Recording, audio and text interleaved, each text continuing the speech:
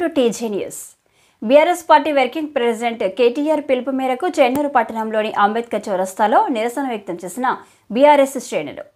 పట్టణంలోని అంబేద్కర్ విగ్రహానికి వినతి పత్రం సమర్పించిన బీఆర్ఎస్ నాయకులు డాక్టర్ రాజా రమేష్ లగచర్ల గ్రామానికి చెందిన గిరిజన రైతులకు బేడీలు వేసిన కాంగ్రెస్ ప్రభుత్వానికి వ్యతిరేకంగా నినాదాలు చేసిన బీఆర్ఎస్ నాయకులు.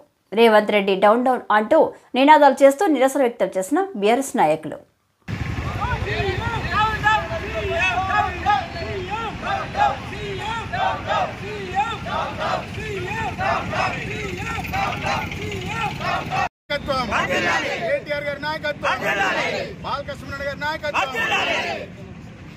గత నవంబర్ నెలలో ఏదైతే పేద బీసీలు, దళితులు, గిరిజనులు రైతుల యొక్క భూములని ఈ రేవంత్ రెడ్డి ఓటుకు నోటు దొంగ, ఈ రేవంత్ రెడ్డి కాంగ్రెస్ సర్కార్ దుర్మార్గంగా ప్రవర్తించినటువంటి తీరుని, వారిపై అమానుషంగా దాడి చేసి వారి మీద అక్రమ కేసులు బరాయించి నెల రోజుల నుండి రైతులని జైల్లో పెట్టడం నిజంగా చాలా ఈ యొక్క కాంగ్రెస్ గవర్నమెంట్ సిగ్గుచేటు చర్యగా ఈరోజు బీఆర్ఎస్ పార్టీ దాన్ని భావించి మా యొక్క గౌరవనీయులు BRS party working president KTR అన్న గారి పిలుపు మేరకు లగచెల్ల రైతులకు బీఆర్ఎస్ పార్టీ ప్రతి నియోజకవర్గంలో అండగా ఉంటుందని చెప్పి ఈరోజు చాలా గొప్పగా బాబాసాహెబ్ అంబేద్కర్ గారు ఎంత గొప్పగా అంటే ప్రతి ఒక్క మానవుడికి, ఈ యొక్క భూమి మీద నివసించే ప్రతి మానవుడికి తన హక్కులని ఎలా కాపాడుకోవాలి, హక్కులని హరిస్తే ఏమి చేయాలని చాలా అద్భుతంగా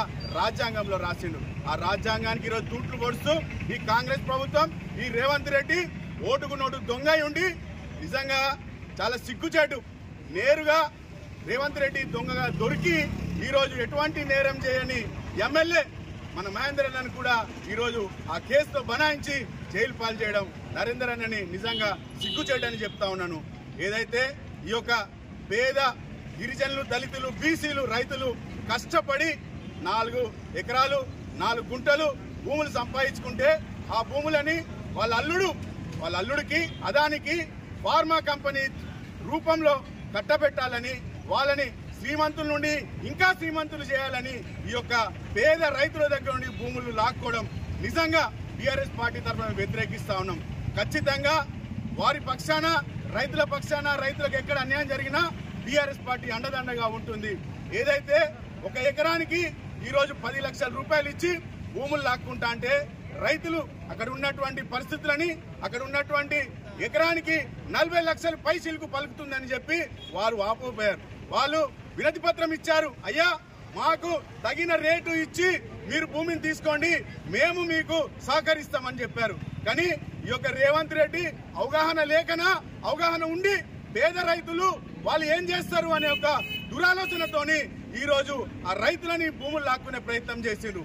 ఖచ్చితంగా రాజ్యాంగ పరంగా మనము ఒక రైతులను లాక్కున్న పక్షంలో రైతులు తిరగబడే అధికారం రాజ్యాంగం కల్పించింది. ఆ రైతులు తిరగబడ్డందుకు వారి పైన అర్ధరాత్రి ఊర్లోకి దొంగల లెక్క చొరబడి, ఈ పోలీసు వాళ్ళు దొంగల లెక్క చొరబడి ఇంకో ఓటుకున్నోడు దొంగకి వత్తాసు పలుకుతూ అర్ధరాత్రి అమానుష రైతులని తీసుకెళ్లి ఈ రోజు నిర్బంధించి జైల్లో పెట్టారు. అనేకమైన కేసులు పెట్టారు. రేవంత్ రెడ్డి కాంగ్రెస్ సర్కార్ని బీఆర్ఎస్ పార్టీ చెన్నూరు నియోజకవర్గం అడుగుతా ఉన్నాను, రైతులు ఏం తప్పు చేశారని అడుగుతా ఉన్నాను. వాళ్ళ భూములు మేము ఇయ్యము, మాకు వచ్చిన ధర కాదు, మేము చెప్పే ధర మాకు ఇవ్వండి అని మీకు సహకరిస్తామని చెప్తే తప్ప నేను అడుగుతా ఉన్నాను.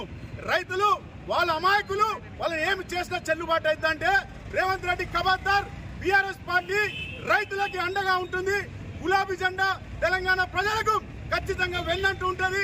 తెలంగాణ ప్రజలు కేసీఆర్ గారికి, కేటీఆర్ గారికి ఏ పిలుపు ఇచ్చినా ఎంత దూరమైనా వెళ్ళడానికి మేమందరం సిద్ధంగా ఉన్నామని తెలియజేసుకుంటా ఉన్నాం.